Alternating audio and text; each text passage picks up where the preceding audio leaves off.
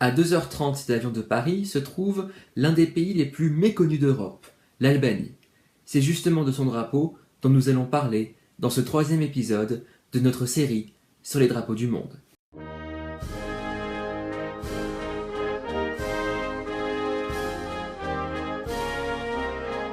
Située dans la péninsule balkanique, en Europe du Sud-Est, la République d'Albanie est un petit pays d'une superficie de 28 800 km² avec une population de seulement 2,9 millions d'habitants. Sa capitale est Tirana.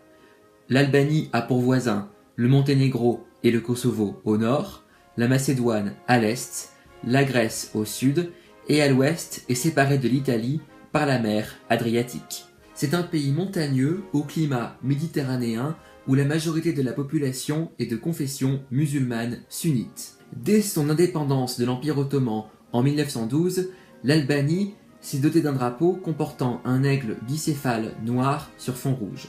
Cependant, au gré des différents régimes politiques, principautés, républiques, royaumes, occupation italienne, occupation allemande, régime communiste, puis à nouveau république, les différentes versions du drapeau font que l'Albanie en est aujourd'hui à sa 7e version qui a été adoptée le 7 avril 1992, soit juste après la chute du régime communiste.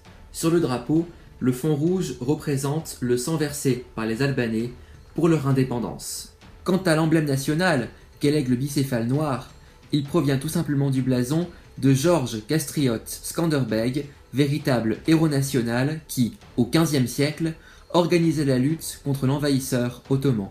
Encore aujourd'hui, les Albanais se considèrent comme les descendants de l'aigle, puisqu'ils se surnomment Shkipetars, soit les fils de l'aigle. Comme je l'ai déjà dit, le drapeau de l'Albanie a pas mal évolué, notamment en ce qui concerne les motifs présents ou pas sur le drapeau. Par exemple, dans les années 30, lorsque l'Albanie était une monarchie, le royaume d'Albanie, on a rajouté au-dessus de l'aigle bicéphale la couronne de Skanderbeg. Et pendant la guerre froide, lorsque l'Albanie était sous le joug d'une des pires dictatures communistes de l'histoire, une étoile jaune à 5 branches a remplacé la couronne de Skanderbeg et se trouvait à son tour au-dessus de l'aigle bicéphale.